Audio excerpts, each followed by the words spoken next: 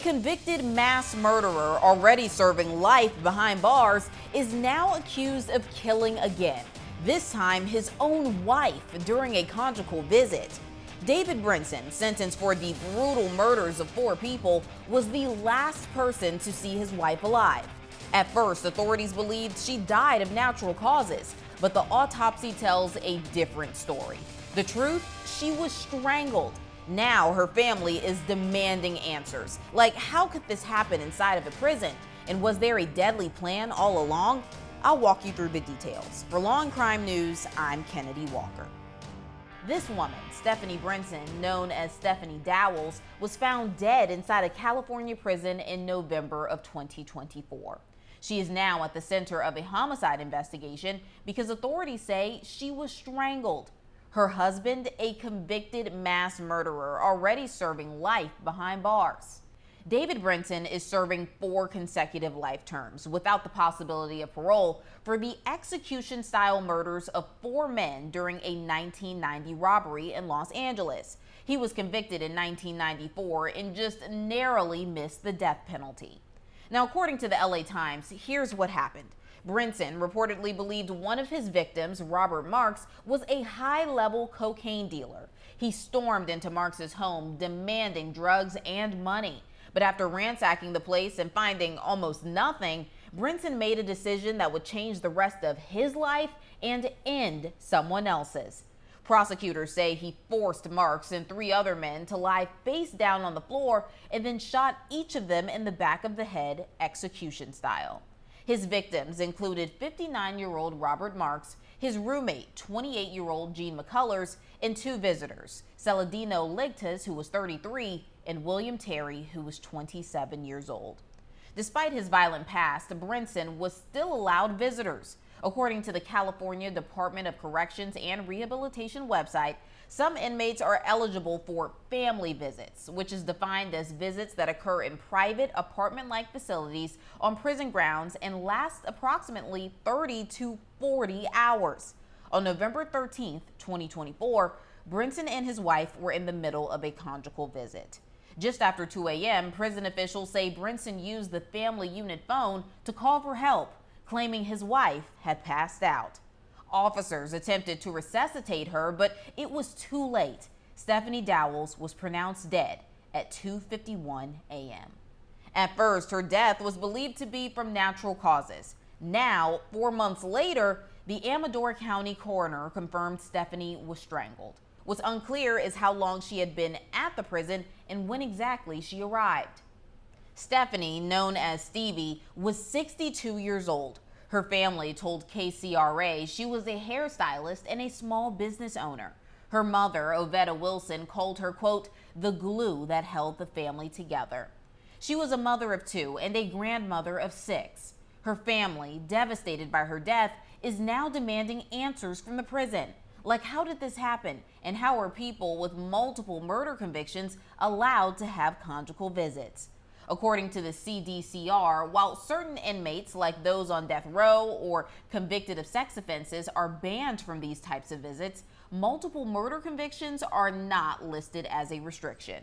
Regarding security for family visits, an officer tasked with monitoring a visit can check in unannounced, but every effort shall be made to ensure the privacy of the inmate and their visitors, according to the CDCR manual. As of now, no charges have been filed, and officials say the case remains under investigation. The Amador County Sheriff's Office confirmed to the Los Angeles Times that Brinson is officially suspected of killing his wife. If convicted, this would be Brinson's 5th murder charge.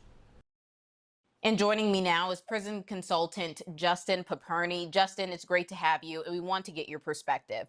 First, how strict is security during conjugal visits or family visits, and are inmates ever left completely alone with their visitors?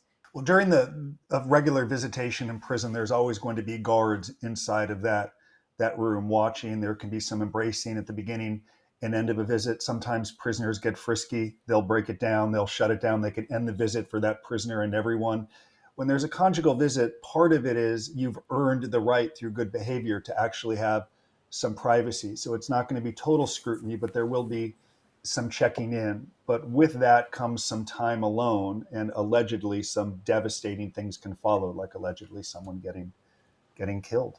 I want to thank our sponsor, Odoo, for making news stories like this possible. Odoo is an incredible all-in-one business management software that provides you with a range of applications. One of my favorite Odoo applications is their website builder. With their drag and drop feature and AI copywriter helping me come up with website descriptions, I built a website for my adorable dog in literally minutes. A couple minutes later, and boom, I now have dashthedog.com. So thanks to Odoo for sponsoring our news packages and getting me a website for my sweet dog. Build your website now. The domain is free for the first year when you use our link, odoo.com/lcnewsweb.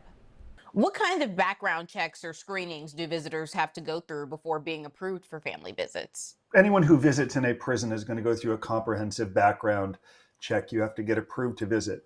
If you have a DUI, any arrest, everything has to be disclosed, and then the prison is going to eventually approve or not allow the visitation. So there is a comprehensive screening before anyone's allowed to go in. Also, you're supposed to know someone before you actually visit, meaning if you're in prison and you meet someone, it could get harder to get approved to visit if you didn't know them before you went to prison. There should be some connection.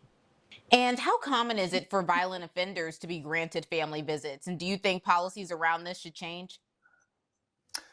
It is pretty common, as we see here, and this person had been in prison for a very long time and apparently had built up a record that compelled prison staff to think, okay, he's worthy of these niceties, so to speak. The problem is when something like this happens, everyone's going to be held accountable. And that's sort of like prison. Even in a minimum security camp, you don't clean the microwaves well enough, no one's going to get the microwaves for a week. So in a scenario like this, prisoners who have earned it through good behavior, who are following policy and programming and preparing to come home, they are going to pay the ultimate price for this because, of course, there's going to be investigations. It's going to lead to more scrutiny, and prison is concerned about safety. So you can expect them to say, for the time being, we're going to shut down this process while we reevaluate our processes. So people who have earned it are really going to struggle. And of course, I empathize for the family who's enduring this traumatic tragedy.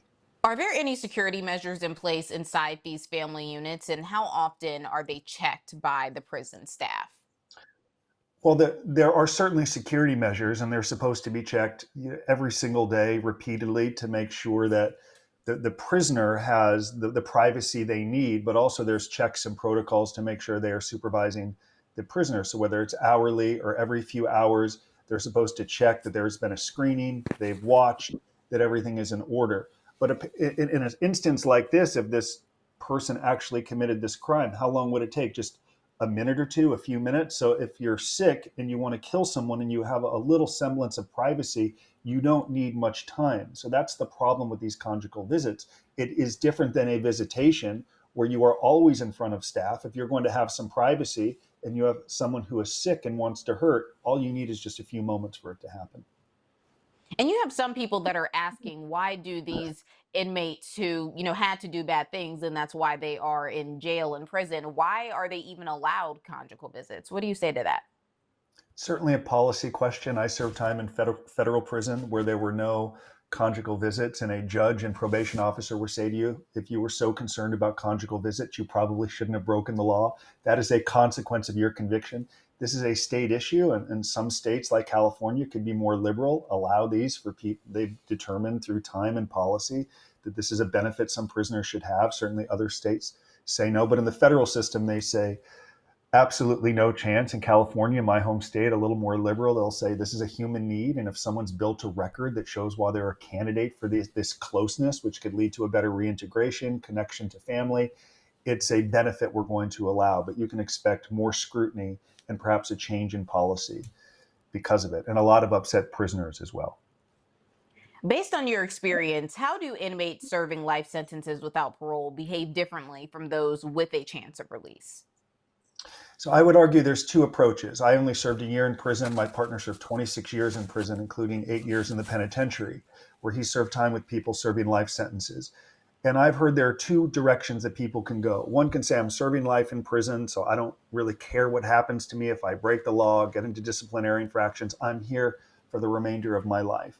Others will say, yes, I'm here for the remainder of my life, but I want to educate, I want to teach, I want to mentor young prisoners who someday will leave, that there's a better path. Our program, our nonprofit, for example, we do work in every California prison. So prisoners serving life sentences will go through our work. So some will say, I want to educate and teach and give back and make sure nobody returns. Others will say, I don't care, I'm going to live my life. There are things that I want. And in some instances, continue to commit crime and allegedly, kill people, including family members.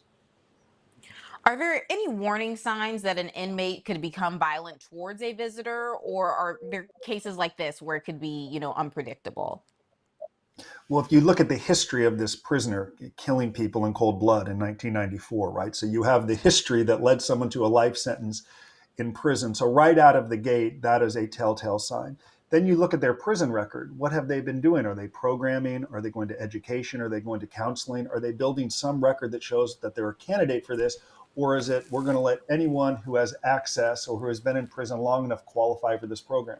We're of the opinion that you should earn your way home. You should earn your way, if they allow conjugal visits, to having a conjugal visit. You should earn your way to a furlough or more visitation. Rather than calendar pages turning and everyone benefits the same way, you should build a record that shows this is why I'm a candidate. And if you've built that record, you're less likely to have these issues, rather than saying we're going to allow it to everyone. It doesn't incentivize people to become better and qualify if everyone's going to get the same treatment, whether you watch the Kardashians or Sons of Anarchy all day in prison or you program. What typically happens when an inmate calls for help in a situation like this? Is there usually an immediate assumption of foul play, or what? Based on the record, there's usually an immediate assumption of foul play. Of course, they're going to send that prisoner to isolation, or they're going to lock that prisoner up during the investigation. And oftentimes there'll be a security lockdown, which can be very uncomfortable for prisoners who are in their prison routine, where it's now stopped and derailed, because many of them can go to segregation as well, especially if you knew that prisoner. So when I was in prison, if someone escaped, what they do is they immediately question everyone that prisoner associated with. In many instances, they may go to the holes for 1, 2, or 3 weeks where the investigation plays out. So everyone's routine is really disrupted, much higher security and fewer benefits for prisoners, which is a shame because many prisoners have earned these benefits through good conduct and good programming.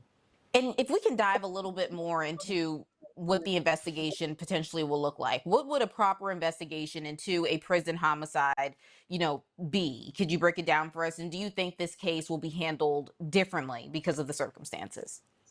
I think they know there's going to be more scrutiny on it, and the public's going to want accountability and some prudent transparency about what they found, the protocols, the breakdown. For example, how long were they left alone? Who approved this conjugal visit, given why this person was actually in prison? So I think there's going to be transparency around the investigation. I think people will be held accountable if there were some breakdowns along the way. That's been part of the problem with corrections in the past. We saw Epstein, who hung himself. The guards really weren't held accountable, and that led to conspiracy theories and things like that. So the investigation will be transparent. It will be very long. You can expect there to be changes in policy around who gets conjugal visits, if at all. And the way bureaucracy works, you can expect weeks and months and potentially years from now this investigation to be ongoing, especially in a state with California where they lack the resources that the federal government may have. It's going to take some time to do it correctly. Given that the officers immediately performed life saving measures, tried to resuscitate the victim, could there have been a delay in realizing that she had been strangled? I don't know. From what I've read, once they heard, they got in there as quickly as they could. And I think this comes back to what we discussed a little bit earlier. In visitation, you were going to have staff on you. So had this happened in a visitation room, staff would have pounced on you immediately. But if you have just a few minutes of time alone in a room with no windows or staff or cameras, that's all it takes. So I commend them for getting in as close quickly as they could, but the damage, as we know, was already done. And I can understand the family asking questions like, how could this happen? How could they leave them alone? Do you not understand why he was serving a life sentence in prison? And just a few seconds is apparently all this person needed.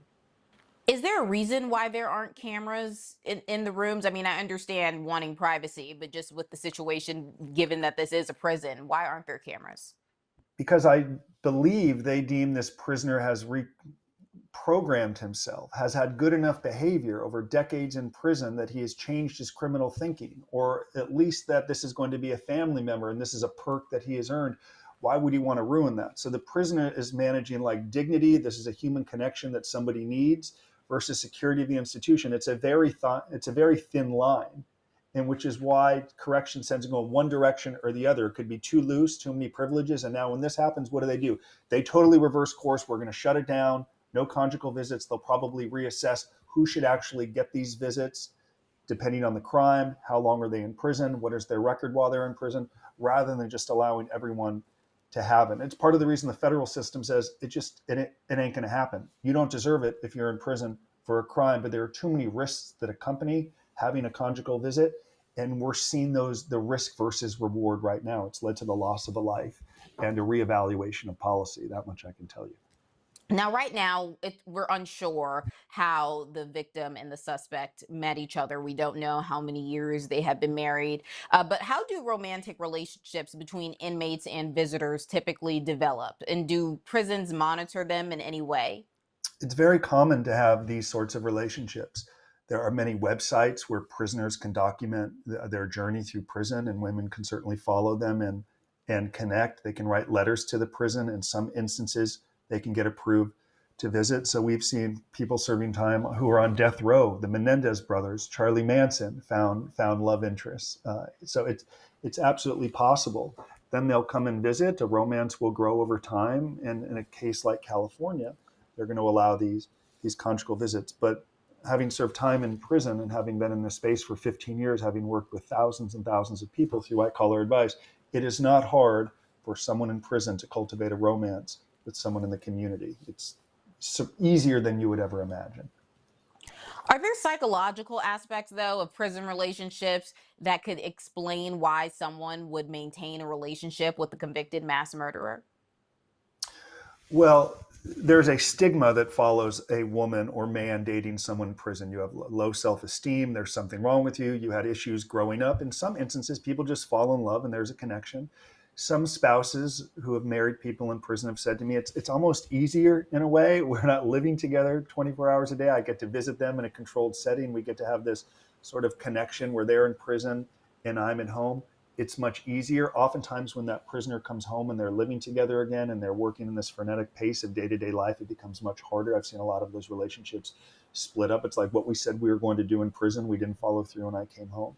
So I think it's a connection aspect, and getting something that they currently were not getting from people in everyday regular life, and they find that connection in prison. Many of them actually work out. Some of the best relationships I know are people who have connected and married in prison.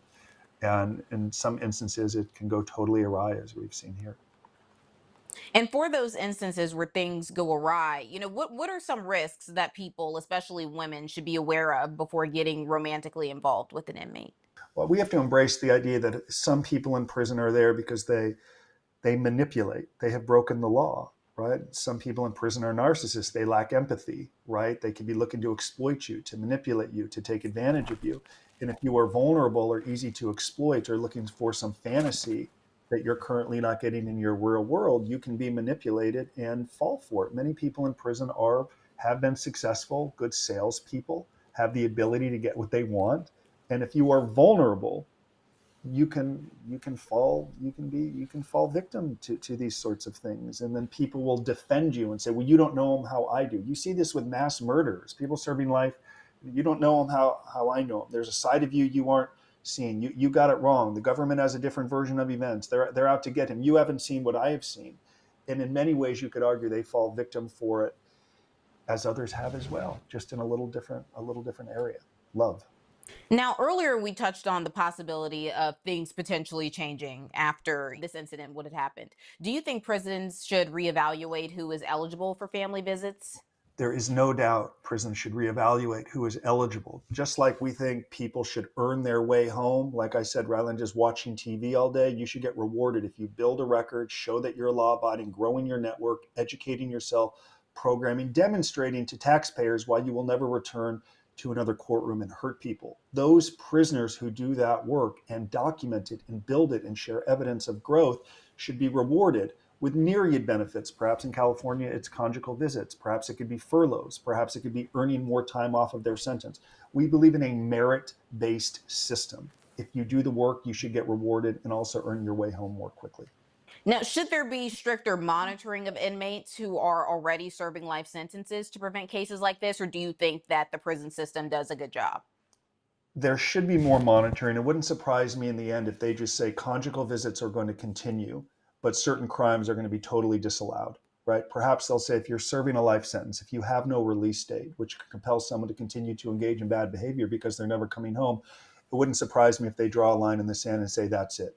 But maybe someone serving 20 years, 15 years, 10 years who's working their way home, who is less inclined to break the law because they have a clearly defined release date, but also they are demonstrating why they're a candidate for an earlier release. That's the type of prisoner I suspect will be rewarded. So I expect conjugal visits in California to continue because you could expect probably liberal lawmakers to say this has been going on for decades. It's a benefit for prisoners. This is an isolated incident. In situations like this, these things unfortunately will happen. The greater good still benefits, even though in this case the family has been absolutely devastated. You can expect it to continue with some policy changes, perhaps the length of the sentence and the crime that led that person to prison. That just seems logical to me, but logic doesn't always dictate corrections in this country. If Brinson is charged with his wife's murder, how will that impact his current life sentence, if at all? They're just going to add another life sentence.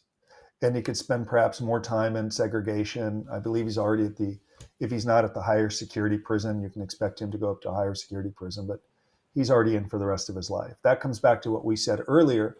Some prisoners serving life sentences want to help other prisoners, ensure they never come back. Others just want to engage and break the law and would care less because they say the only way I'm getting out of here is in a body bag. So what the hell's the difference? I'm just going to live my life. Well, this is something that we will be following closely. Thank you so much, Justin, for taking the time today. Thank you for the invitation. In a statement, CDCR told Law&Crime, quote, CDCR family visits are a privilege, and incarcerated persons must apply and meet strict eligibility criteria to be approved. Only those who demonstrate sustained good behavior and meet specific program requirements are considered. These visits are designed to support positive family connections and successful rehabilitation. For Law&Crime, I'm Kennedi Walker.